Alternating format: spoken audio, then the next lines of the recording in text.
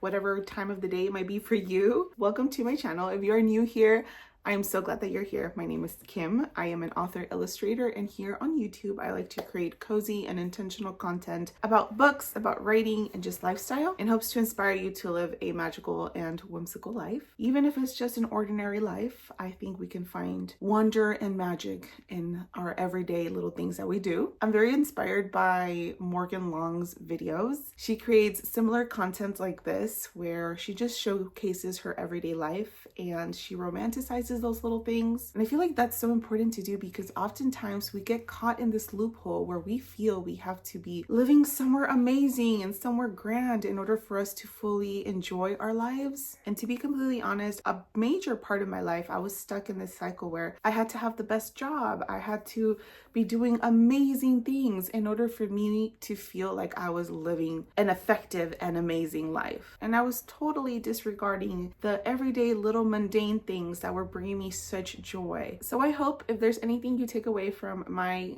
videos on here is to just live intentionally, to just do the things that you love doing, and that even our everyday little mundane things that we do can be such a magical experience, even if we do it every day. It could just be something refreshing and beautiful if we are open to seeing it with eyes of wonder and, I don't know, admiration. So I made a promise to myself about 2 years ago that I would start looking at my life like that, and that I would start enjoying the little mundane things of my everyday life, and I didn't have to continue to be waiting to be something grand or to be doing something grand in order for me to fully start enjoying my life. I can most definitely start enjoying my life right now, this very moment, and find the magic and wonder in it. I don't have to be living somewhere magical and beautiful and cottagey and all the little things that I love. I can start romanticizing my life right now. With that being said, friends, this is a dedication to that promise, and I promise I will be making more videos like this, just sneak peeks into my everyday life and romanticizing the beautiful things around me. So friends, with that being said, I hope that you enjoy this video. I welcome you to subscribe to my channel, and I hope that you enjoy this video.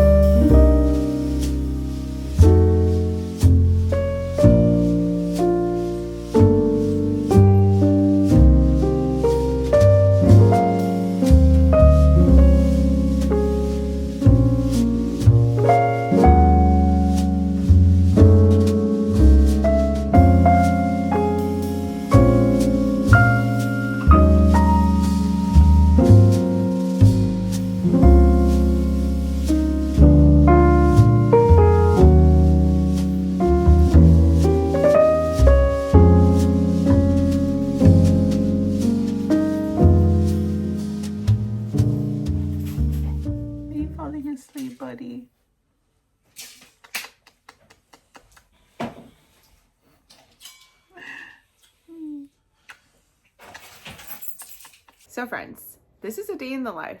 And every day is pretty much different for me. I am an illustrator, so I have a couple projects going on and I try my best to plan out my weeks, but sometimes things just don't go as planned. I am currently working on a whole bunch of projects for my Patreon for 2024, so I will be doing some of that later on in the video. I'm currently uploading another video on my YouTube right now. I just finished doing the thumbnail for that. I decided to do the end of the year book tag, which was fun to do. I don't usually participate in like book tags, but now that I'm starting to fully commit to booktube, I decided to participate in some of these book tags. So I did the end of the year book tag and it was actually really fun to do. It really put things into perspective and made me kind of analyze what sort of my reading plans are for the rest of the year. So that was really fun to do. So that should already be up by the time this video goes up. So that's just what I did after I ate my breakfast. And there's something that I've been wanting to do, you guys. So right over here, oh, that's Dobie's advent calendar.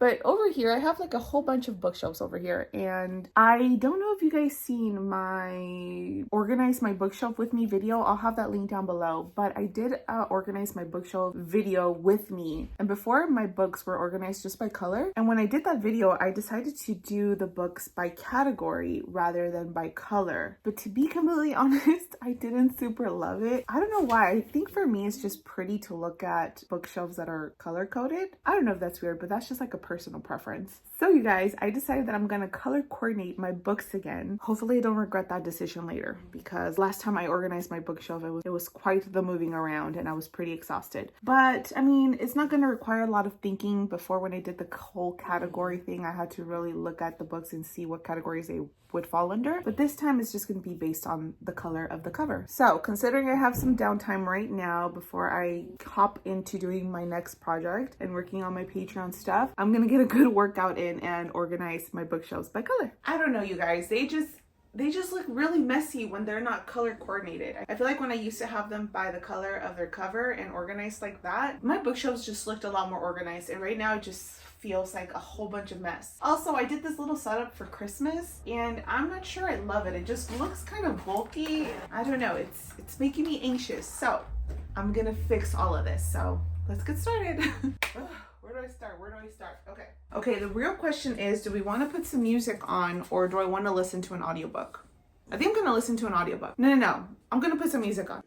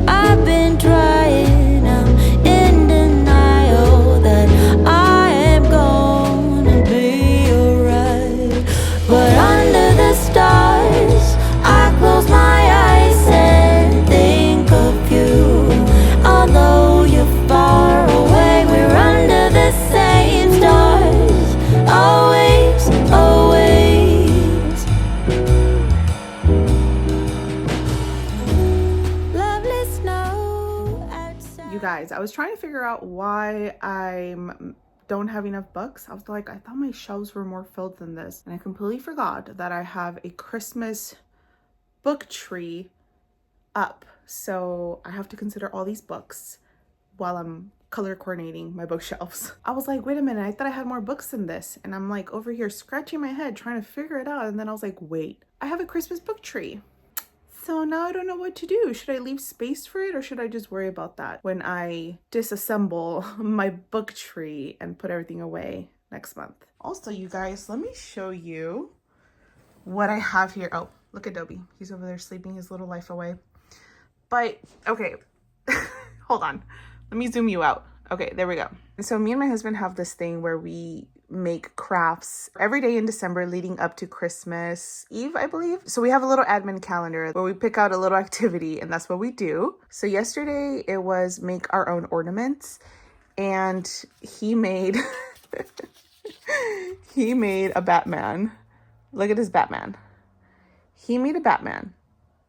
And he came out so cute. So we're hanging it up here on our book tree. I don't have it lit up right now because it's just like, it's not dark. So you're not going to really be able to see all the little twinkly lights. And I made this little girl, and I intended for her to be a little angel. And I completely forgot to draw her wings because I got too immersed in drawing everything else. But I absolutely love how she came out. I painted this with my gouache and acrylic paints.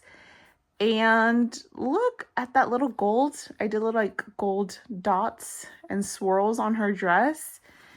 And she's just so cute. And it's just on regular like mixed media paper. I love her so much. So let me show you guys what I've done already. So let's see. We have here all of my yellow books. And then I did a little blue moment here. And then I'm going to do a black moment here. And then I think I'm doing like a purplish navy blue color over here. And then over here, I have a red color. And then I think I'm going to do another black color over here and then another white color. And then all these other colors, this is like my mysticism, tarot, and astrology because I'm a super fan of tarot and astrology. So these are some of my books for that. And that's my husband's Goosebump collection.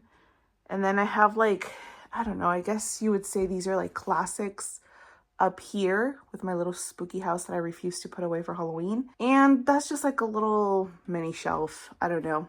And then my husband's Dragon Ball Z collection. By the way, guys, if you guys are wondering, look at that right there.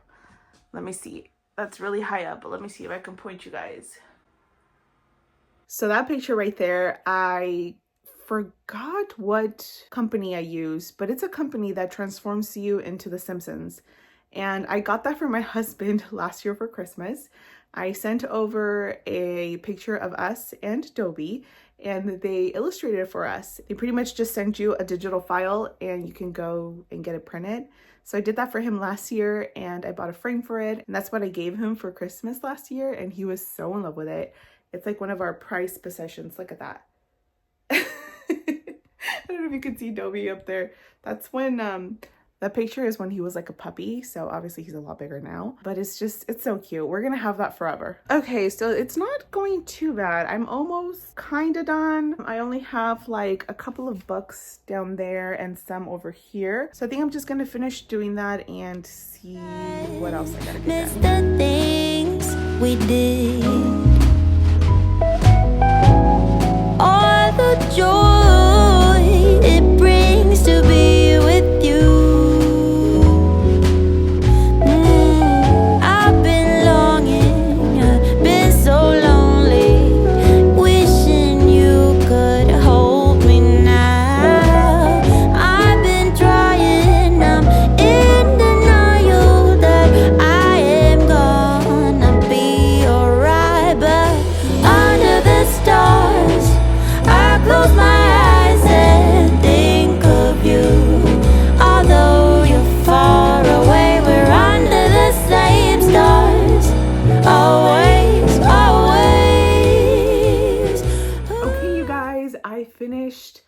Color coding my bookshelves.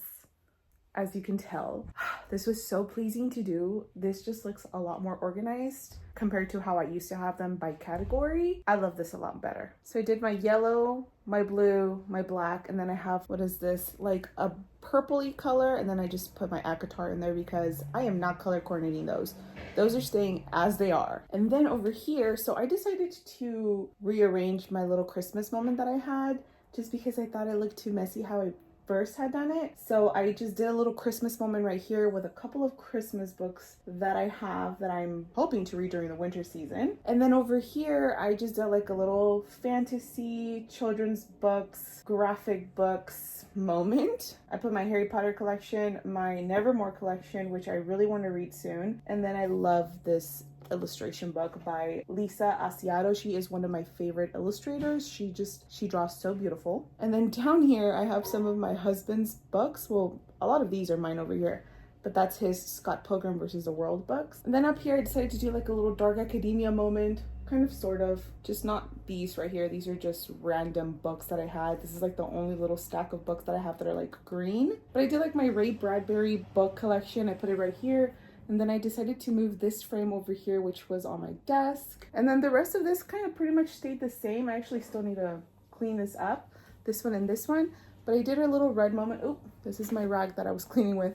But I did a little red moment right here, and then black, and then white down there. So I like how this is looking. I do have a couple little knickknacks that are left here on my desk that were on my bookshelf. So I need to find a place for these little Day of the Dead skeletons. I actually got these from Mexico about 2 years ago when we were over there. And these are actually made out of coconuts, you guys. Look at that. They're made out of coconuts. And they're made into little skeletons. I super love these, but I need to find a place for that. I also still haven't gotten a frame. Oops, upside down. I still haven't gotten a frame for this print that I got. I don't know if you guys seen that vlog. It was my Day of the Dead, Dia de los Muertos vlog, where I went to this little market of Day of the Dead, and there was this artist there who was selling her prints. And look at all that, you guys. One of my favorite prints that I own now. So I still need to buy a frame for that. And this is my very nude woman that I have here that I got also from Mexico. I love this painting, but I don't want to show it on here because I don't want my video to get flagged. So I have that. And then look at this, you guys. This is my husband's. They're from the movie. I forgot what these are called, but it's from the movie The Gremlins. And it's like the bad guys, and he always takes this out during Christmas, and we put it somewhere in our bookshelf. So I need to find a place for this little guy. Oh, and here's his hat. He has like a little beard with like a Christmas hat. He is so cute. My husband likes to collect these little action figures. He has a whole bunch from a whole bunch of movies. He loves collecting, especially like horror and slasher films. They make a whole bunch of these little animation guys. So he has a whole bunch of these. So let's see. Let's find a place for this little guy. I feel like he would kind of look good here because I have Slewfoot propped up, and that kind of goes with the vibe because Slewfoot is horror. But I don't know. Should we put him with the Christmas Town? I don't know, you guys. I am conflicted. Ooh, he would look good with the red also. Right? Would he look good there? I don't know. Maybe we should just put him with the Christmas Town. I think he will look funny with the Christmas Town. Ooh, maybe we can prop him up here or something. Like up here. Like he's like the evil monster on top of the village. I think I'm gonna do that. Okay.